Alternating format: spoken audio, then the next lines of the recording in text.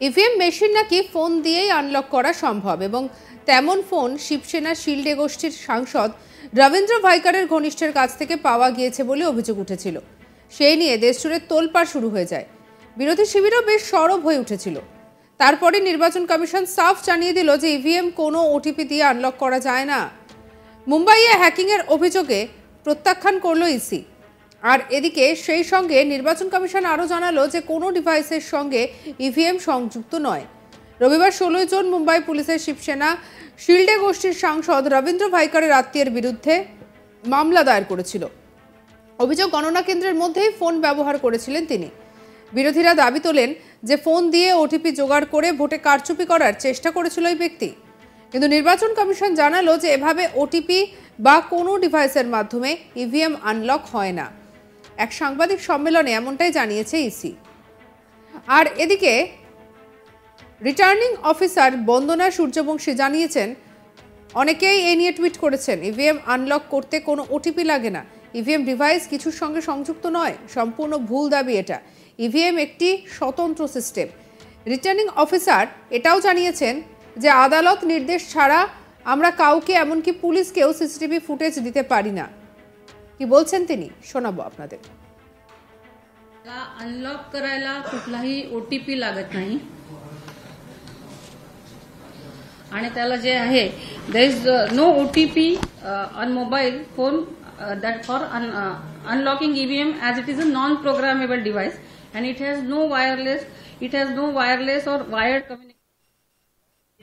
It is a complete lie being spread by this newspaper.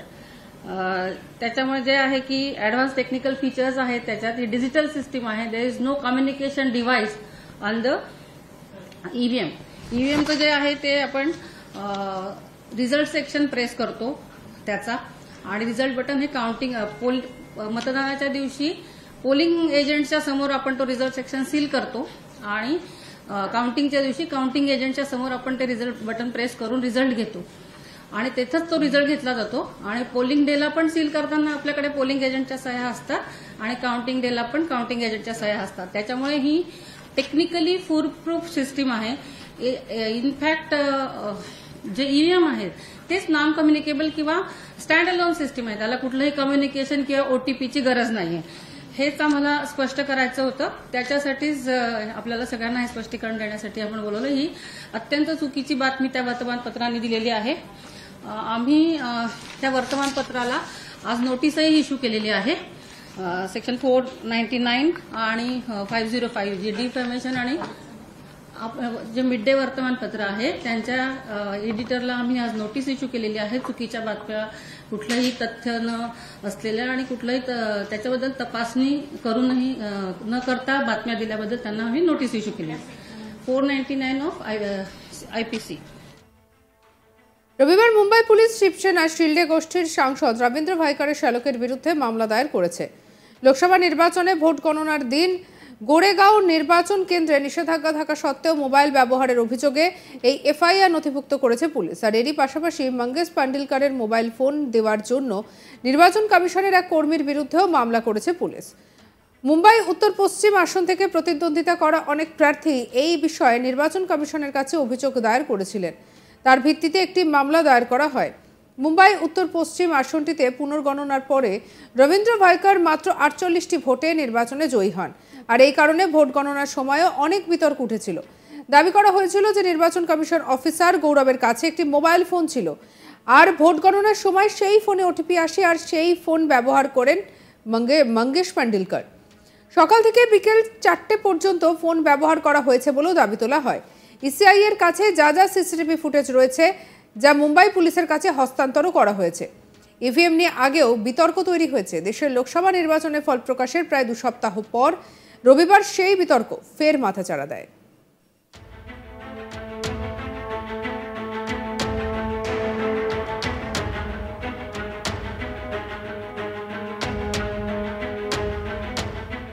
আর এদিকে EVM বিতর্ক নিয়ে মুখ খোলেন কংগ্রেস সাংসদ রাহুল গান্ধীও। বিশ্বের অন্যতম ধনী ব্যবসায়ী ইলন মাস্ক পুরনো লেখা নিয়ে একটি সংবাদ মাধ্যমের প্রতিবেদনকে উদ্ধৃত করে এক্স হ্যান্ডেলে পোস্ট করেন। ভারতে ইভিএম একটি ব্ল্যাক বক্স, কারোর দেখার অনুমতি নেই। নির্বাচনী প্রক্রিয়ায় স্বচ্ছতা নিয়ে গুরুতর প্রশ্ন উঠছে।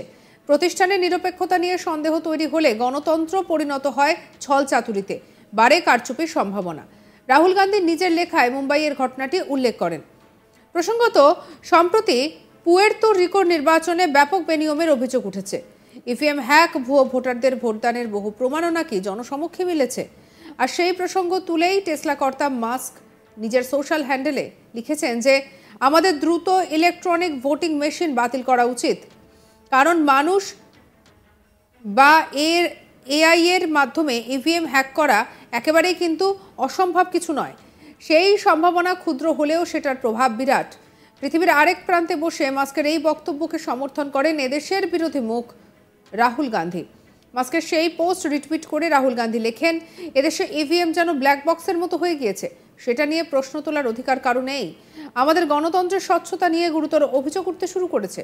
স্বশাসিত সংস্থাগুলি যদি দায়িত্বশীল না হয় তাহলে গণতান্ত্রিক প্রক্রিয়া প্রহসনে পরিণত হয়, গণতন্ত্রের প্রতারণার প্রবণতা বাড়তে পারে। ইলন মাস্কের এই মন্তব্যে প্রতিক্রিয়া জানান বিজেপি নেতা তথা প্রাক্তন কেন্দ্রীয় মন্ত্রী রাজীব চন্দ্রশেখর। এক্স হ্যান্ডেলে ইলন মাস্ককে পোস্টে ট্যাগ করে তিনি লেখেন, এটি এক সাধারণ বিবৃতি। এতে বোঝা যায় কেউই নিরাপদ হার্ডওয়্যার তৈরি করতে পারেনি। তবে বিষয়টি ভুল। ইলন মাস্ক এই দৃষ্টিভঙ্গি আমেরিকা এবং অন্যান্য জায়গায় যেখানে ইন্টারনেট সংযুক্ত ভোটিং মেশিন তৈরি হয় সেই সব জায়গায় প্রযোজ্য হতে পারে। তবে ভারতীয় ইভিএমগুলি স্টর্ম ডিভাইস সুরক্ষিত। যে কোনো নেটওয়ার্ক বা মিডিয়া থেকে বিচ্ছিন্ন, কোনো সংযোগ নেই, কোনো ব্লুটুথ, ওয়াইফাই, ইন্টারনেট নেই। এক্ষেত্রে তাই হ্যাক করাও কোনো উপায় নেই। ইভিএম এর ফ্যাক্টরি প্রোগ্রাম করা কন্ট্রোলার, যা পুনরায় প্রোগ্রাম করা যায় না। ভারত যা করে দেখিয়েছে, সব জায়গায় তেমন ইভিএম ভোটিং মেশিন তৈরি করা যেতে পারে। ইলন মাস্ককে টিউটোরিয়াল দিলে আমরা খুশি হব।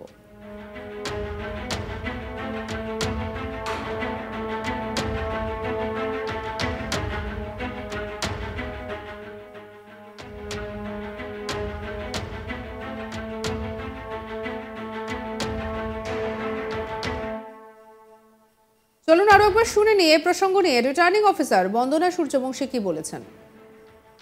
अनलॉक करायला कुठलाही ओटीपी लागत नाही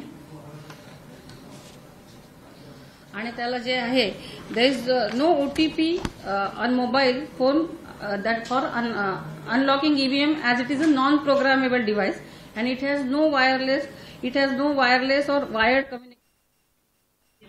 it is complete lie being spread by this newspaper. त्याच्यामुळे जे आहे की ऍडव्हान्स टेक्निकल फीचर्स आहेत त्याच्यात, ही डिजिटल सिस्टीम आहे. There is no communication device on the EVM.